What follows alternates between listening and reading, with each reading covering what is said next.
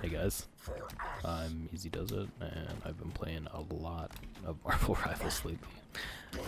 Um, Playing mostly Venom. I really enjoy him. He's pretty fun to play. Does a lot of stuff. And yeah, I don't know. I just really enjoy his playstyle. It's really fast, divey. You can kind of fight whoever you want. Basically, be unkillable. Contest point forever. Get kills along the way. You know. Anyways, just wanted to do this quick little video of all the kind of tips and tricks I picked up playing Venom. First things first, you want to go into your settings, make sure you're selected on Venom here under keyboard or controller, whatever you're using. Right here, easy swing, you want to turn that off. This will hurt you way more than it'll help you, and if you're going to be playing this character a lot, you might as well just learn how to use the swing properly.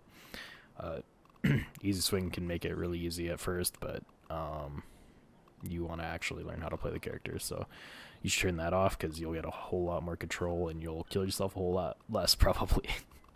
Also, this one's a bit of a personal preference because you can cancel your swing by just pressing shift again, but at least for me I found it feels a lot more fluid to hold.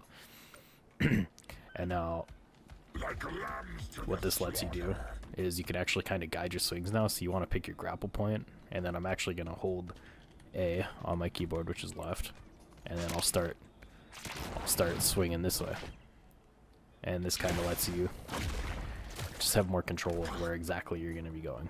And the reason why I like having the hold to swing is because you actually carry your momentum, so I can do this, and then if I let go now, you see I can keep swinging that way. I don't have to follow through the whole thing. And now one interesting part of the swing is if you follow it all the way through, it actually launches you upwards and you get an extra little loop at the end of it. So you get a little extra height. That's pretty good in nice wide open spaces like this. However, a lot of the maps are a lot more compact, so you have to like stuff like that you could not do with easy swing, by the way. Like you just have so much more control and you can actually predict where you're going to be going. And yeah, it's just better. Recommend it. One last little swing tip before I move on. If you kind of aim at the ground, you can launch pretty much directly at someone. So this is useful for if someone's running away from you, and Venom's pretty slow if you're just running, but you can see, I'll go hunt this guy down. So now I can do this, boom, and I'm right there on him. You can do this to walls if they're pretty short too, like this should work. And also if you aim down, it works. So if you're, generally you don't really want to aim down and swing to the ground, but sometimes you do, because you have your F, which basically does the same thing, but you know, you can use your that too. I guess there's potentially the case where there's like a high ground like this, and then you want to F after, so you can kind of get two kind of slingshot forwards. That might be worth doing. Anyways. That's the kind of crazy momentum you can actually get from what I was talking about before, because you keep your momentum. So yeah.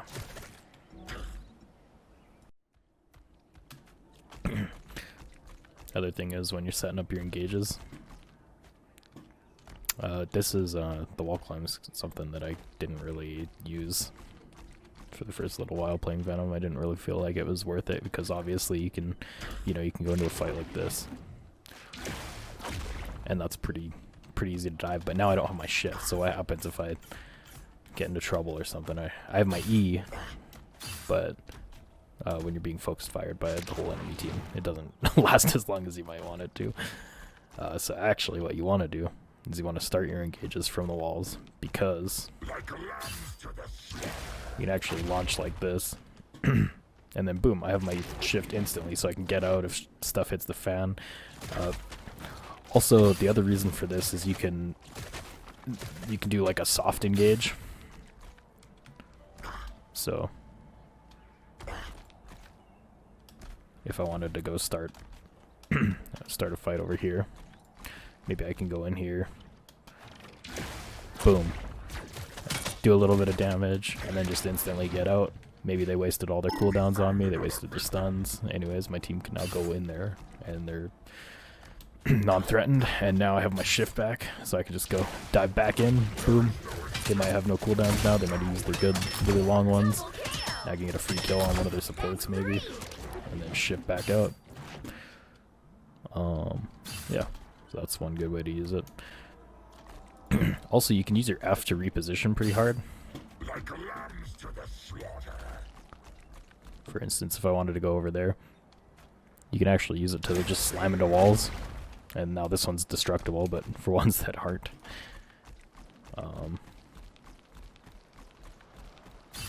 This can be pretty useful for repositioning. However, you can only go downward, so I can't reposition up there, you see, but I could reposition to there. And then boom. That's the other thing with Venom. When you're repositioning, you can grab onto walls while you're mid-flight, so you don't have to actually start on the ground or anything. So you can kind of climb up here. Well, that didn't really work, but anyways. The other thing I've noticed, I think this actually hurts your fire rate slightly, is weaving in these melees.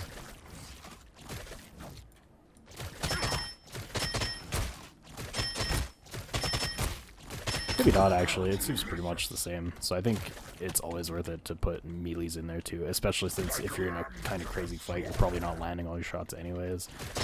So you want to weave your melees in like this. And you can kill people pretty quick. Versus just, you know, shooting them. There you go, running around like this. I mean, I missed a lot of shots there, but you can see it definitely took longer. And then you can combine this with your ult too, like what I just did.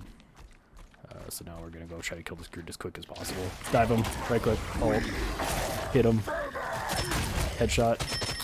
That's all it takes to kill a Groot, which is pretty freaking quick for a tank. Oh shit. So, this is why you want to be setting up on squishies, because obviously fighting tanks isn't as good as just killing squishies and then clean up tanks later.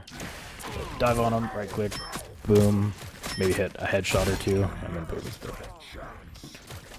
And of course he's going to be jumping around, but that's why you dive straight on him.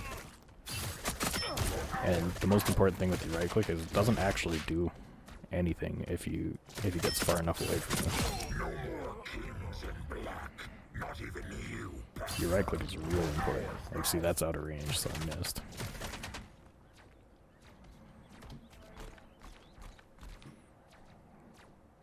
Yeah. Dive in there, right click, and then you can see it actually does a pretty good chunk of damage. Not as much as your left click, but the thing is,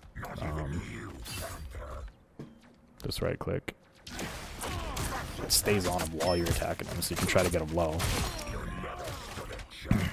And Venom doesn't really have the burst damage to like go through healing, but the thing is, if you can get him low enough that he's like within critical range and you just keep him there, your right click can do the burst damage that you do. So, now, one thing I didn't realize about Venom's ultimate is if you look there on his Q, it actually gives or does more damage based on the enemy's current health and generates bonus health. So what that means is the squishies, it actually seems to affect them more than tank in terms of percentage, because see, this is like 2/3 of their health almost. If we were to switch to a tank like Groot, I'll just go get my ult back. Now if I use my ult on Groot, it chunks a little bit over half of his health. But what that is what, 1, 2, 3, 4 of those kind of tick bars and then a little extra. Versus on Luna, wherever she was. Am I just blind, not seeing her? Oh, right there. Versus on Luna.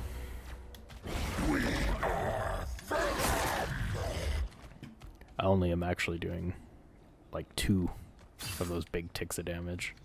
So you do actually do more damage to tanks.